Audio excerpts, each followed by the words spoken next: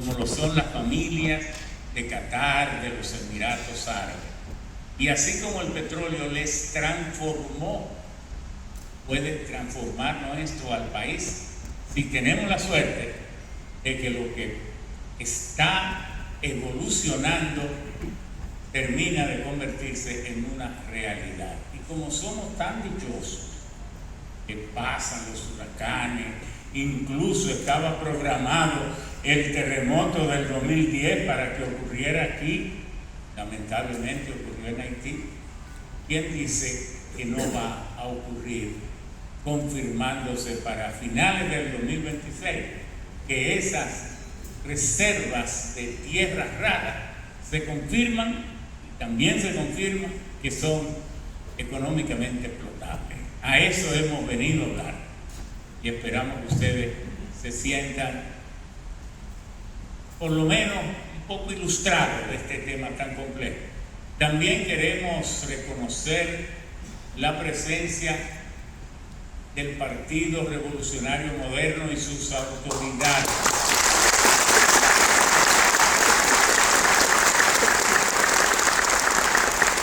De su presidente, que fue a mí que se me ocurrió que él debía ser el presidente para que en Santiago hubiera una dirección.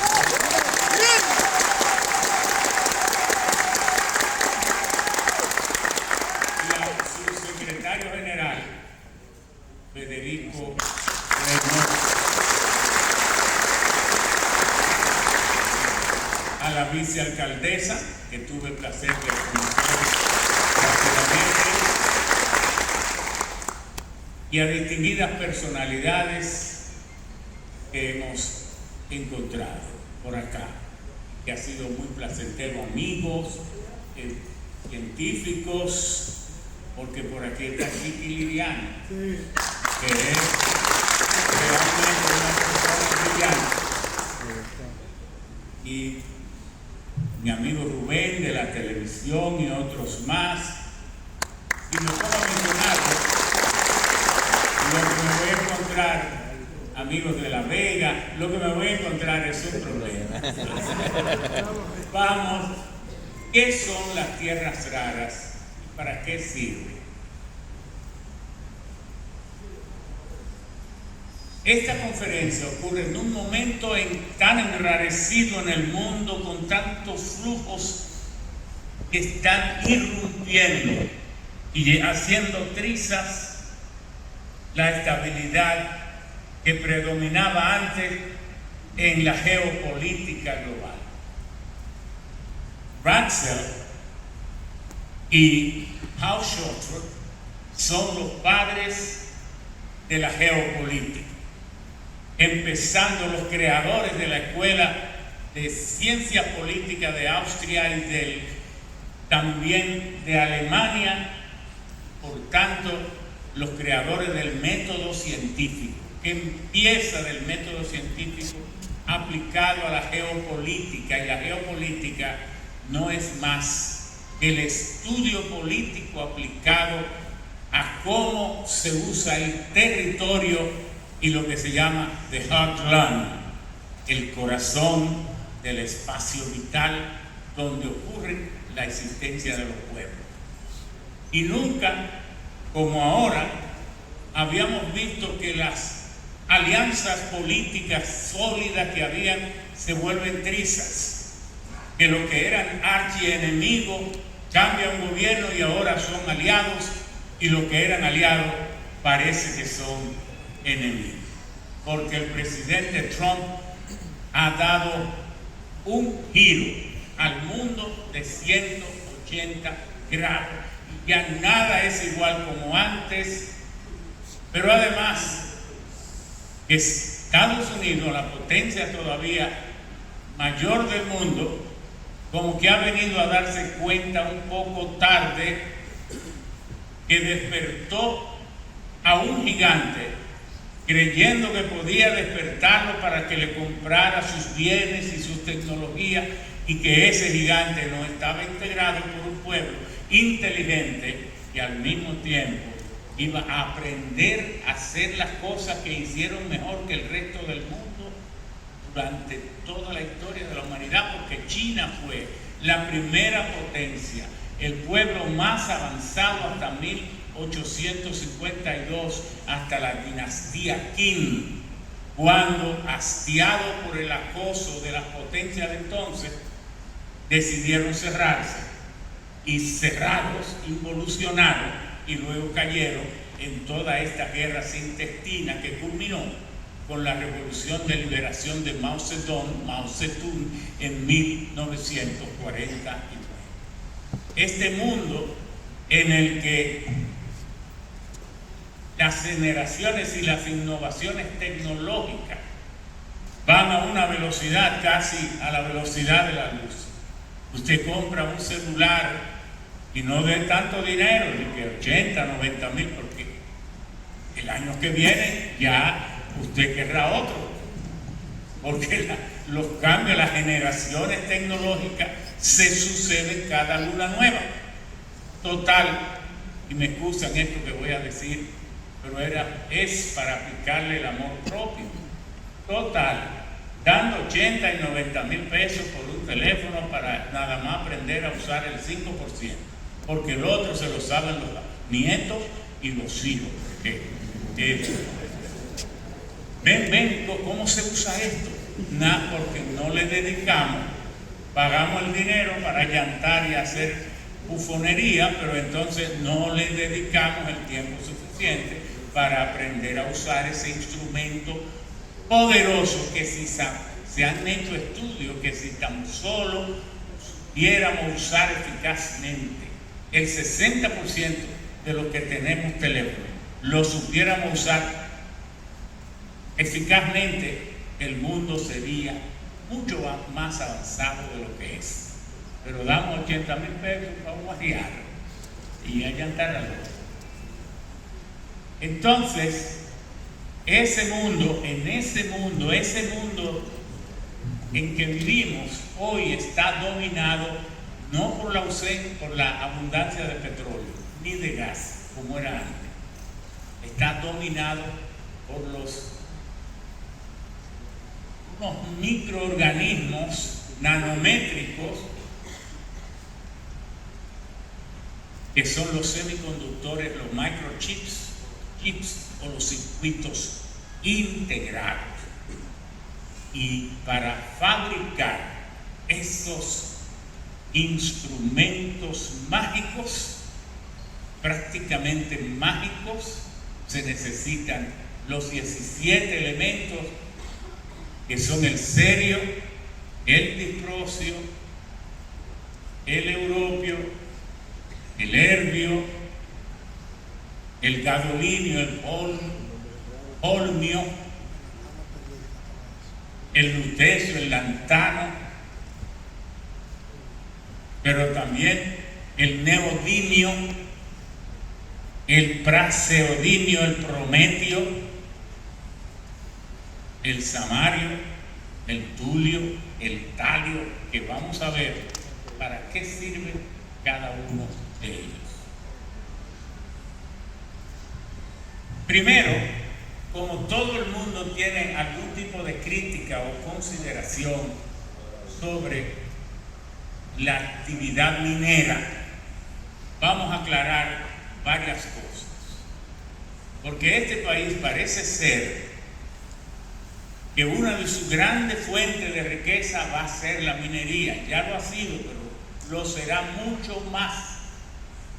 Porque todos conocemos la mina de Falconbridge, antes la Rosario y ahora Barrick Gold, o Midon, minas que le generan al país 2.500, 3.000 millones de dólares. Pero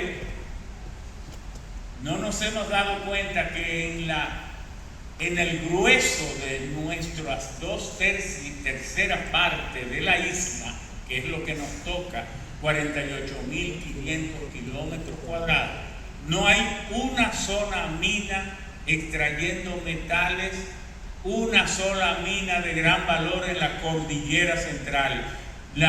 Todas las otras están fuera de la cordillera, y la cordillera central es el 60% de nuestra isla. ¿Qué será cuando empiecen a encontrar, como estamos encontrando, minas en la cordillera central.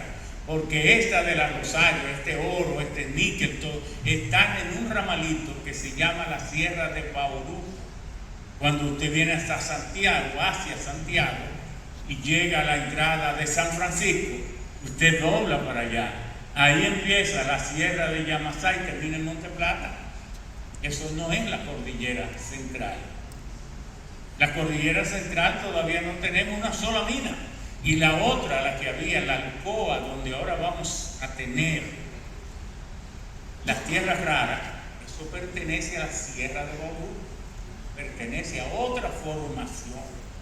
Entonces, ahora es que vamos a tener minas, ahora es que podemos ser mineros, pero antes que eso debemos comprender qué es la minería y qué ha pasado con la minería. Cuando Dios expulsó al hombre del Edén, la Biblia registra que le dijo: vayan a aprovechar el mundo que yo les he preparado.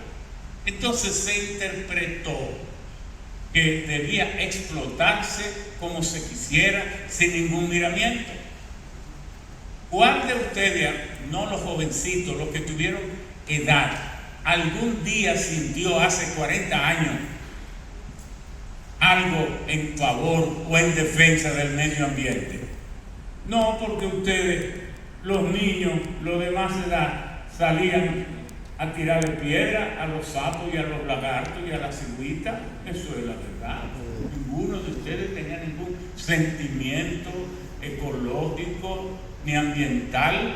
Y como yo tengo en un libro que le escribí a mi hija Mónica, que al cumplir 15 años me dice: papi, quiero que me haga una fiesta que yo recuerde y me escribas un libro para yo de comparona con una canasta salir a distribuir el libro a todos los asistentes. Y le escribí un libro que se llamó Me duele perder la ingenuidad de tu niñez. Y entonces yo le decía: Mónica, excúsame por haberte traído en estos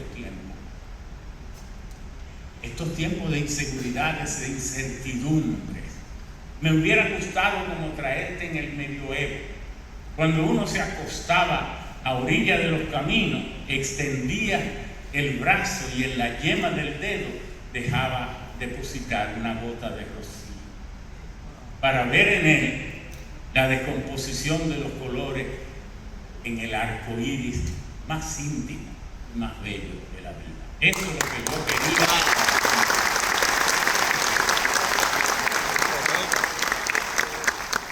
Pero te he traído ahora en un mundo en que te vas a encontrar hombres incapaces de sostener un juramento, criando gallos para que desafíen la muerte. Era así. Salíamos a apedrear sapos y lagartos y vivíamos criando gallos para que desafíen la muerte. O en España, asesinando toros en la plaza pública. Entonces, ¿cuándo fue que la humanidad, hasta los científicos, se dieron cuenta que estábamos equivocados? La misma ciencia. Fue en 1982 que Ivan Paul, un científico de la NASA, hacía investigaciones paralelas y empezó a escribir artículos diciendo que la atmósfera, antes se creía que la atmósfera se iba enfriando, y fue él el primero que dijo: no se va enfriando, pero en 1982 se va calentando. Y por eso que las Naciones Unidas y muchos científicos empezaron a interesarse, y entonces en Toronto, Canadá, en 1988, las Naciones Unidas convocó a los jefes de Estado, que fueron 68, y jefes de gobierno, para alertarle que el planeta iba entrando en cierto grado de peligro y que había que cambiar el enfoque global de nuestro planeta, que había que cambiar el enfoque sobre la atmósfera, sobre los océanos, el enfoque sobre la tierra, y la actitud de nosotros los seres humanos, porque había dos tipos de cambios que ocurren en el planeta. Unos son antropogénicos, creados por el propio hombre, y otros son propios de la propia naturaleza, la propia naturaleza. Porque los ciclos, los glaciares, las épocas de hielo, en muchísimas instancias históricas en el pasado, nuestro planeta se ha visto sumido en épocas de hielo, y hace 7.000 años que ocurrió, pero además las hecatombes que ocurrieron hace 60.000 años, cuando en Yucatán golpeó un meteorito de 300 metros de diámetro, que levantó una polvareda tan profunda que opacó el sol por 7 años, y entonces todo lo vivo casi murió. ¿Qué quiero decir con esto? Que fue en 1988 que se creó el IPCC, el Panel Internacional sobre Cambio Climático. Fue los otros días, 1988, hace 36 años. Antes no nos preocupábamos por eso y la minería era realmente cruel, pero Galeano habla en su libro Las Venas Abiertas de América que se sacó suficiente plata del Potosí de Bolivia que podemos dar 7 vueltas en un aro de 2 centímetros de diámetro a la circunferencia de la Tierra. ¿Y quién se dolió por esos mineros que apenas se les entregaba un paquete de hoja de coca? Porque la coca hace mucho más lento el metabolismo humano y entonces permite que usted a esas alturas pueda vivir, porque requiere mucho menos oxígeno. Bueno, entonces, después del 1988, en que se creó el International Panel on Climate Change, el panel internacional sobre cambio climático, entonces vino, muchos de ustedes lo recuerdan, en 1992, la cumbre de la Tierra en Río de Janeiro, donde 108 jefes de Estado y de gobierno convocados por las Naciones Unidas y por el mundo entero dieron el grito de alerta, y de ahí para acá es que los países han empezado a redactar y a aprobar leyes de impacto ambiental y sobre los recursos naturales. ¿Qué decía la Constitución de 1966? El aprovechamiento del subsuelo tiene prioridad sobre cualquier otro uso de la tierra. Pero ¿qué dice la Constitución del 2010 en su artículo 17? Los recursos naturales se pueden aprobar por particulares, pero siempre que haya garantía de la sostenibilidad ambiental. Fue ahí que se creó el requerimiento obligatorio de que la licencia de explotación de las minas no solo la da el gobierno, la da también la sociedad con su licencia social. Entonces, es de 1992 para acá que ha habido sensibilidad. Nosotros fuimos, humildemente, el Banco Central, en 1978, fuimos, creo que, la primera persona que fue a Trondheim, la universidad que es compartida con Noruega y con Suecia, a estudiar recursos naturales y fenómenos del cambio climático. Nadie había oído hablar de eso. Entonces, por eso, cuando se empezó la mina de Falconbridge,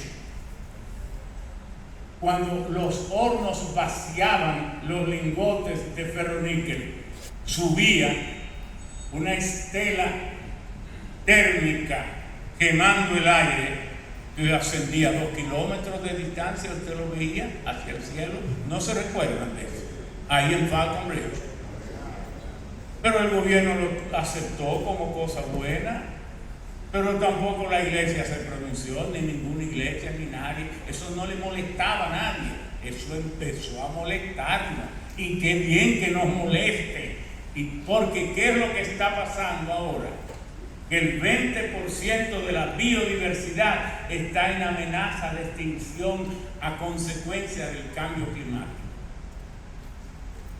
Pero también el 40%, el grosor de los cielos árticos se han reducido en 40% al principio de este mismo año. Se han reducido en 40%. En los últimos 50 años ha aumentado la concentración de CO2 en la atmósfera en un 30%. En un 30% en el último siglo. Los océanos y los mares han ascendido de nivel en 0.19 metros y va a acelerarse eso.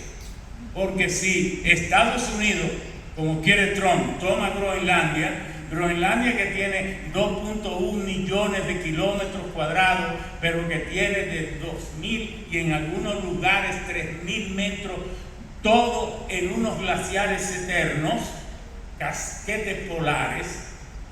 Si se disponen a aprovechar los recursos que tiene Groenlandia, el nivel de los océanos en el mundo va a subir 7.4 metros, porque usted solo tiene que multiplicar 2 millones, si tiene 2.000 metros de altura en un 80%, y lo divide porque el planeta tiene 510 millones de kilómetros cuadrados, 510 millones de kilómetros cuadrados, pero las aguas cubiertas de agua tienen 374 millones de kilómetros cuadrados y la Tierra sumergida en forma de continentes, islas, islotes y cayos tienen 148.9 millones de kilómetros cuadrados.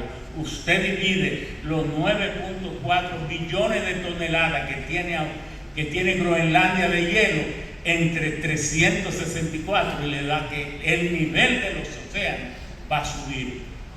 Santo Domingo se irá en gran parte, definitivamente San Pedro de Macorís, Nagua, Barahona. Vamos a ver qué mundo vamos a tener. Pero además, de 1880 al día de hoy, la temperatura de la atmósfera ha subido en 1.5 grados centígrados.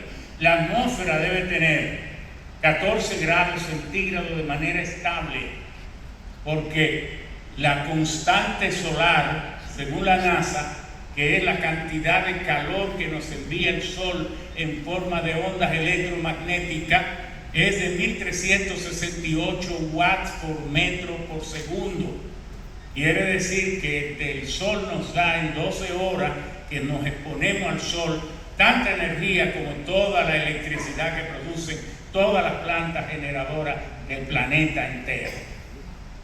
Entonces, o nos ponemos en esto o nos alineamos, ¿o qué va a pasar del planeta? Reflexionen, porque no dejen que sea el otro el que le resuelva el problema, porque entonces usted lo que quiere es estar en un ataúd. Actívese y no mande al otro, mándese a usted. Y digamos eso para todos, porque así es que el mundo puede. Bueno, seguimos. La generación de energía es el principal generador. El 60% de las emisiones de CO2 es por la generación de energía. Los productos de fabricación contaminantes son tantos, pero también la producción pecuaria. Usted sabe que una vaca tiene 4 estómagos, nosotros tenemos uno, el caballo uno y el cerdo uno, pero las vacas no, tienen un sistema muy complejo porque es un biodigestor, y cuando ellas se sientan a rumiar y empiezan a emitir gases, no tengo que decir por dónde, los morbosos quieren que uno lo diga de una vez, empiezan a emitir gases. ¿Dónde van esos gases? A la atmósfera, pero son 20 veces más nocivos que el CO2. Entonces, y tanto que nos gusta la carne de res. Tanto que nos gusta. La energía en los edificios. ¿Sabía usted que de todo el consumo de la electricidad de este país y cualquiera, son los acondicionadores de aire los que consumen el 55%? Si no usáramos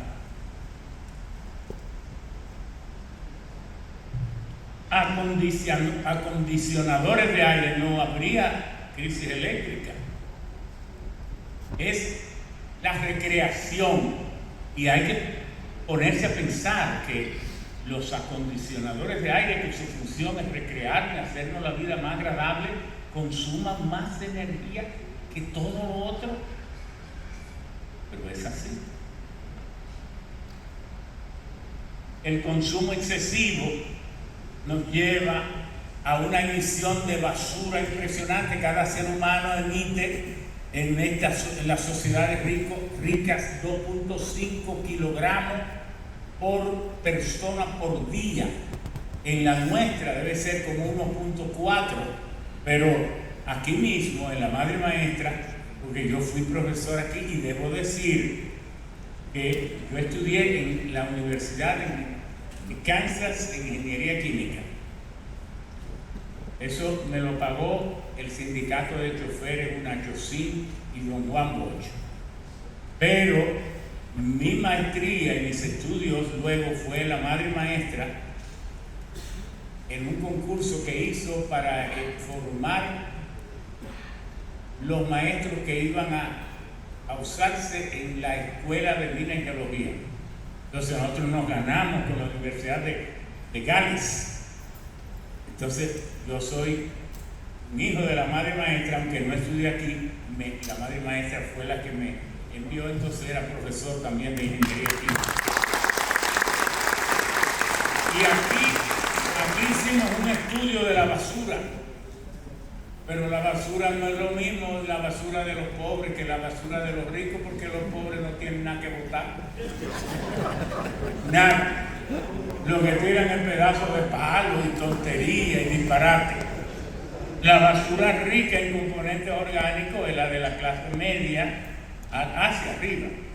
Por eso cuando usted habla de basura, tiene que aclarar. Se habla de la basura como un conjunto. ¿Qué grupo? Por eso es que es tan importante clasificarla. Vivimos la era del plástico. Y gracias a Dios que vivamos en la era del plástico. ¿Por qué? Porque los plásticos nos han salvado los bosques, porque antes los bosques sostenían todo, eran la leña, eran el carbón, eran la madera para los muebles, para las casas, para hacer los puentes, era todo. Pero los plásticos son el 80% de los utensilios, de decoraciones, telas, textiles, impresionante. Pero los plásticos no hacen daño, somos nosotros por sucios. Tiramos los plásticos no se tiran ellos mismos, somos nosotros que los tiramos. Entonces el plástico es inocuo.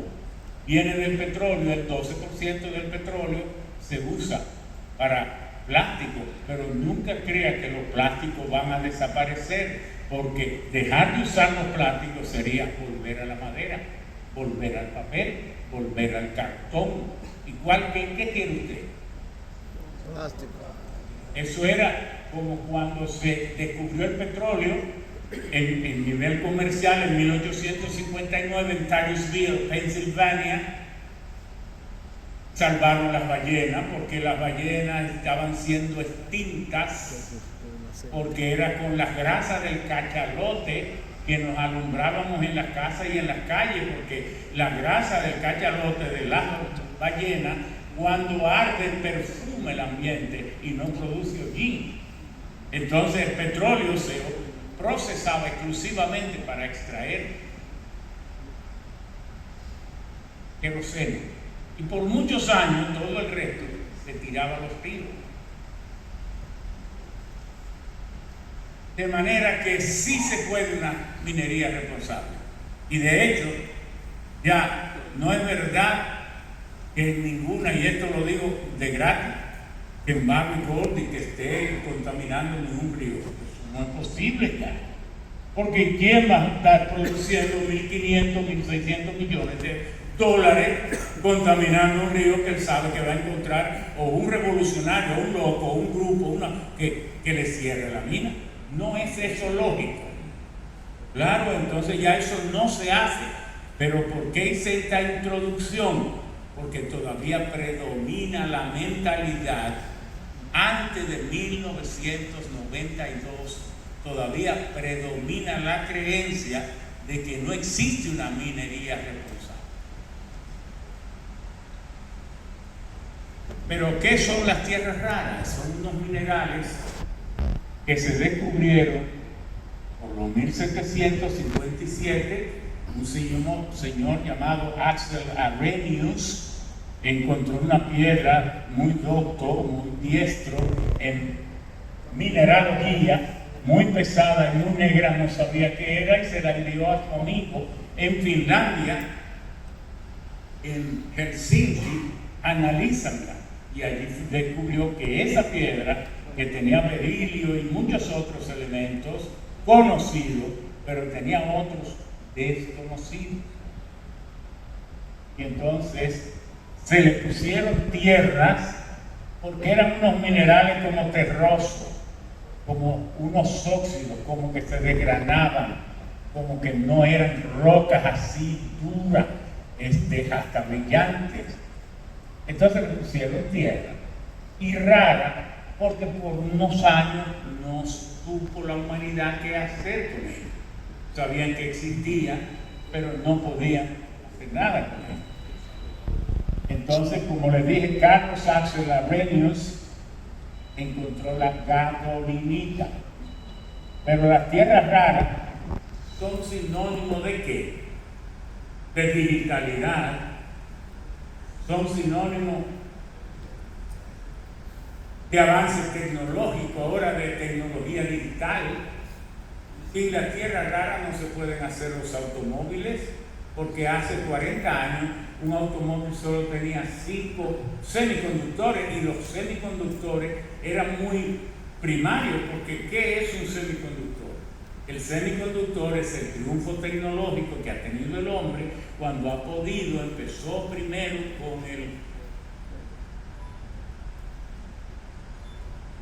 con transistores, luego vino con los resistores, se le agregaron los condensadores, y cuando le agregaron el diodo, entonces aquí han venido los semiconductores, o microchips, o chips, o circuitos integrados. Cuando nosotros tuvimos la suerte de graduarnos en Kansas, fue en Chemical Engineering and Computer Science. La primera generación del mundo que se graduó de Computer Science, y yo estuve ahí. Entonces,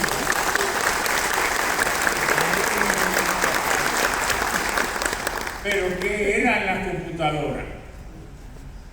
Para tener una computadora, la primera computadora que instaló la madre maestra aquí en un edificio, pero no hacía más de lo que hace esos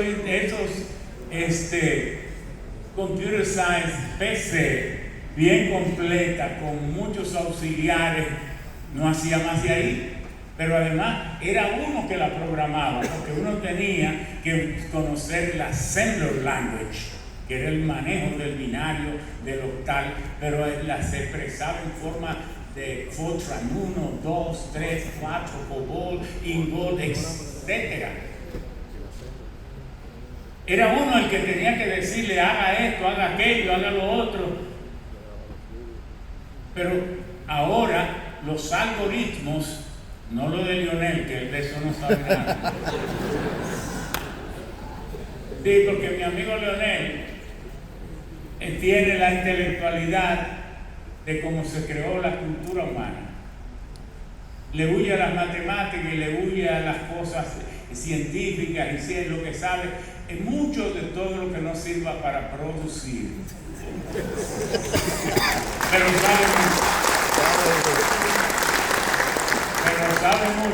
sabe mucho de todo lo que no sirva para producir. Si usted le habla a él no me habla de minería, ni de energía, ni de computadora, ni de nada, porque el intelectual de antes era el contemplador al estilo San Agustín, contemplando el mundo, porque cuando Cristo andaba por el mundo, se estima que la población era 300 millones. Cuando Thomas Malthus viene y escribe, ese famoso economista de Cambridge, la demografía de las naciones, donde dijo la población humana crecerá en forma geométrica, pero la producción de alimentos en forma aritmética, y habrá un punto de choque y de paralización. Bueno, la población del mundo era 900 millones. Eso quiere decir que en 1800 años la población mundial solo creció 600 millones. Pero en el 1700 ya la población del mundo eran 1800 millones.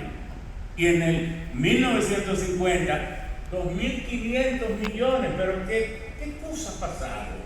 Que en 75 años somos 8.300 millones, habiendo crecido 5.800 millones. Debido a mejora, ahora dominamos el campo genético, el genoma humano. Pero mejor todavía, dominamos todo el fenómeno de la fisiología alimentaria. Y encima de eso, los derechos humanos han avanzado mucho. Entonces, la gente hoy se preocupa por el salario mínimo y todo esto, la salud, etc. Entonces, pero vamos a leer esto. Las tierras raras son sinónimos de digitalidad y de la inteligencia artificial que cambian el mundo. Pero también República Dominicana deberá aprovecharlo con absoluta protección del medio ambiente, una condición en que no podemos ceder. Mi querido obispo Santiago Rodríguez, tataranieto de Santiago Rodríguez, el forjador de la independencia, de manera que tenemos patria aquí.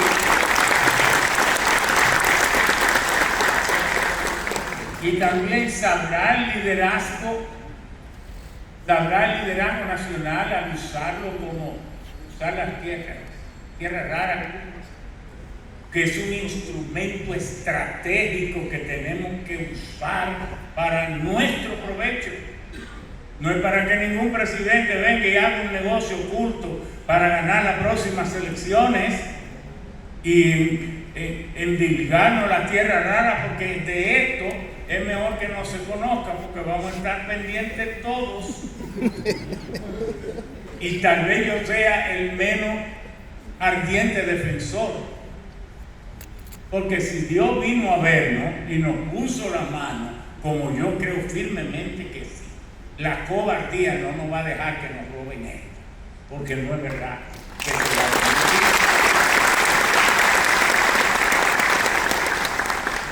Pero además podremos explotarlo, pero sin dejarle nada a las futuras generaciones.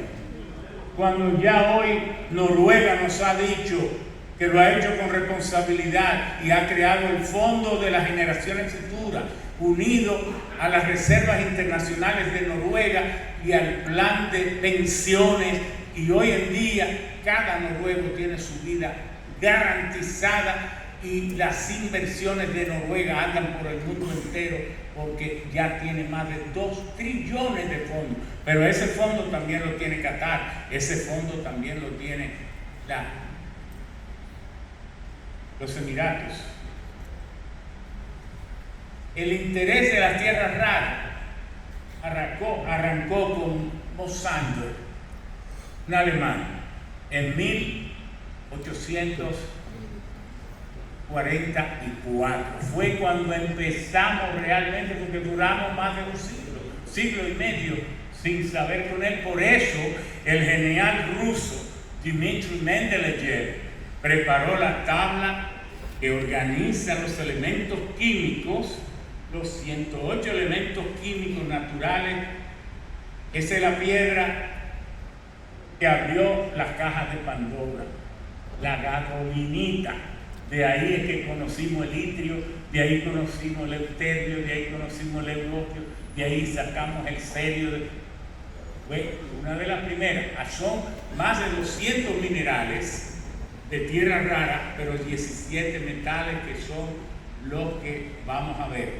Los 17 elementales, como les dije ahorita, son estos: el cerio, el dicrocio, el herbio, el europio, escandio, gadolinio, el olmio, el iterio, el litrio, lantano, lutecio, neodimio, prometio, praseodimio, samario, tulio y terio.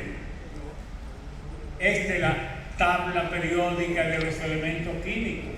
Vemos que aquí abajo se ponían los lantánidos y otros que no sabíamos qué hacer con eso.